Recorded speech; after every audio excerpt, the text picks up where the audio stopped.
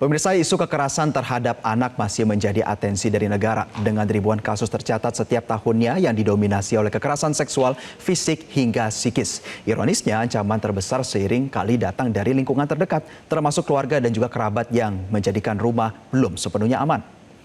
Isu pemberdayaan perempuan dan perlindungan anak di Indonesia tidak pernah luput mengundang partisipasi dan pendapat dari masyarakat, terutama tindak pidana terhadap perempuan hingga anak berkaca dari sejumlah isu terkini yang menjadi buah bibir publik.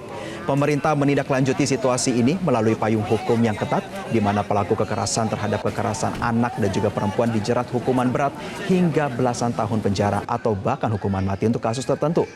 Lantas bagaimana pemirsa pandangan daripada pemerintah terkait dengan fenomena ini juga untuk mengantisipasi ke depan? Hari ini Studio Metro TV kedatangan Menteri PPPA Republik Indonesia Arifatul Khoiri Fauzi di studio. Ibu Menteri, selamat siang. Selamat siang. Terima kasih loh Ibu sudah meluangkan waktu. Mas Jose? Kabar baik Ibu. Silakan duduk Ibu, kita akan berbincang terkait dengan banyak hal. Ibu, tadi pada pengantar kami mengatakan bahwa isu soal perempuan dan anak itu selalu mengundang atensi, Bu. Terutama yang berkaitan dengan kekerasan oleh oknum ya, Bu ya, di sini. Tapi dari pengalaman Ibu, dari kasus-kasusnya yang ditangani, kenapa kadang-kadang mereka yang menjadi korban belum tentu berani untuk melapor, Ibu? Ya, selamat siang Mas Jose. Jadi kenapa korban kekerasan kadang mereka tidak bersedia berbicara atau melapor, karena secara psikologis pasti dia ada perdebatan dalam dirinya. Ketika kasus yang dialami, pasti ada pertanyaan dalam dirinya. Ini sebetulnya apa yang terjadi dengan diri saya? Saya harus berbicara ke siapa? Gimana caranya? Walaupun kami dari Kementerian Pemberdayaan Perempuan dan Perlindungan Anak sudah berusaha semaksimal mungkin mensosialisasikan layanan-layanan yang kami berikan, tapi belum tentu semuanya bisa mendapatkan informasi itu. Jadi kenapa itu terjadi? Satu, dia bingung dengan keadaan dirinya. Dia harus konsultasi ke siapa, sehingga tidak punya keberanian. Ada tekanan emosional, ada tekanan sosial, ada tekanan dari si pelaku, ada relasi kuasa, sehingga membuat dia tidak berdaya. Nah, ini yang harus kita bersama-sama memberikan pemahaman. Nah, semakin tingginya angka kekerasan terhadap perempuan dan anak sekarang seperti kayak banjir itu, karena kita bisa melihat dua hal. Satu sisi bahwa ini adalah keberhasilan kampanye kami, bahwa siapapun yang melihat atau mengalami kekerasan jangan ragu untuk berbicara atau melaporkan. Kemudian yang kedua, sudah tumbuh kesadaran di masyarakat bahwa ketika dia melapor, maka aparat penegak hukum akan membantu untuk menyelesaikan, mencarikan solusinya. Ini dua hal kenapa kekerasan semakin banyak muncul untuk berani dilaporkan, karena ada dua kesadaran yang tumbuh di masyarakat. Tetapi ini juga menjadi sinyal, menjadi alarm buat kita bahwa kejahatan, kekerasan itu semakin dekat dengan lingkungan kita. Jadi ketika ada seseorang yang tidak berani melapor, dia nggak bisa disalahkan. Dan dia harus kita bantu bahwa mereka tidak sendiri. Gitu. Ibu Menteri, terkadang pendampingan sudah dilakukan, tetapi juga ada tetap ketakutan. Bagaimana pemerintah coba untuk hadir di kelompok-kelompok ini, Bu Menteri? Iya, jadi kalau ada kasus, saya menceritakan dulu Mas Jose, kalau ada kasus di satu tempat, maka kita punya unit pelaksana teknis daerah, namanya UPTD. Nah, mereka melapor ke sana, atau kita punya layanan call center SAPA 129. Jadi ketika orang mengalami kekerasan, dia nggak mungkin punya keberanian untuk berbicara.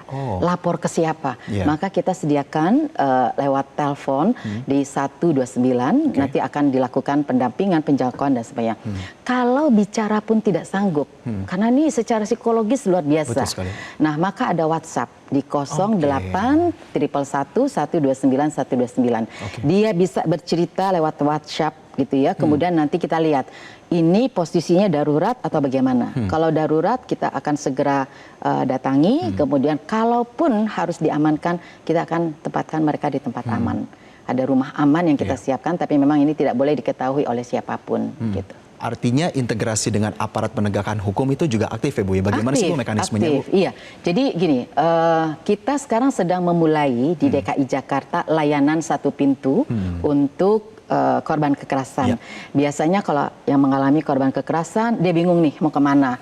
Oke, kita ke polisi dulu gitu ya. Tapi kan harus ada visum nih sebagai bukti. Nah, sekarang di DKI sedang kita mulai layanan satu pintu, layanan layanan satu pintu nih. Jadi kalau korban melapor ke UPTD DKI Jakarta, Ya. dokternya yang hadir, dari pihak aparat penegak hukumnya yang hadir, psikolognya yang hadir. Jadi korban ini cukup datang ke satu tempat, tetapi layanan-layanan dibutuhkan disediakan di sana. Kami ingat waktu itu Ibu hadir bersama dengan Bapak Gubernur, Bapak Kapolri, dan juga menteri-menteri teknis terkaitnya, Bu ya, waktu itu dalam kesempatan kali itu. Oke, Ibu, kami ingin lanjutkan soal mungkin masyarakat ada yang belum tahu. Sebenarnya apa sih yang menjadi concern daripada pemerintah dalam hal ini Bapak Presiden Prabowo Subianto berkaitan dengan isu PPPA, Ibu? Iya. Kalau kita melihat, kita nariknya lebih jauh dulu ya, bahwa Pak Presiden menginginkan seluruh masyarakat Indonesia, bukan hanya perempuan dan anak aja, dalam keadaan sejahtera dan mendapatkan haknya sesuai dengan Undang-Undang 1945, bahwa hak dasar sebagai warga negara ini harus tercapai. Maka program-program yang dilakukan Pak Presiden dalam rangka mewujudkan itu. Tetapi kan memang ini butuh proses panjang. Nah, terkait dengan kami ditugasi untuk melaksanakan urusan pemerintah di bidang pemberdayaan perempuan dan sub urusan dalam perlindungan anak. Jadi hal-hal yang terkait bagaimana perempuan ini bisa berdaya, bisa berkualitas, kemudian terpenuhi hak-haknya seperti terlindungi dari kekerasan, begitu juga dengan anak-anak, ini menjadi tusi kami. Tetapi seperti yang disampaikan oleh Bapak Presiden, bahwa tidak ada satupun kementerian lembaga yang bisa sukses jalan sendiri. Semua harus kolaborasi dalam hal apapun untuk memberikan sapaan dan layanan yang terbaik untuk masyarakat. Kita harus bersama-sama. Sehingga bagaimana pemberdayaan perempuan, perlindungan anak, perlindungan perempuan ini bisa menjadi satu layanan yang baik ketika kita berkolaborasi dengan berbagai kementerian lembaga dan juga gerakan di tingkat grassroots. Menarik sekali, Bu Menteri. Kami ingin berkaitan dengan implementasi daripada Ruang Bersama Indonesia, ya Bu Menteri. Waktu itu Ibu melakukan rapat bersama dengan Bapak KSP. Apa sih, Bu, sebenarnya RBI ini, Bu? Iya, Ruang Bersama Indonesia ini kita melanjutkan program dari Ibu Bintang. Kita ingin bahwa ganti menteri nggak harus dong ganti program, gitu ya. Tetapi kami melanjutkan. Jadi ide baik dari Kementerian Ibu Bintang inilah bagaimana mewujudkan desa kelurahan yang ramah perempuan dan anak.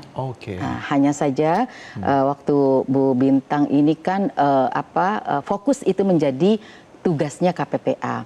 Nah, di periode kami tetap mewujudkan desa yang ramah anak dan perempuan, hanya ditambah bahwa untuk mewujudkan itu harus ada kolaborasi dari semua pihak. Jadi ini berbasis desa, jadi Ruang Bersama Indonesia jangan dilihat secara fisik, harus ada ruangan enggak.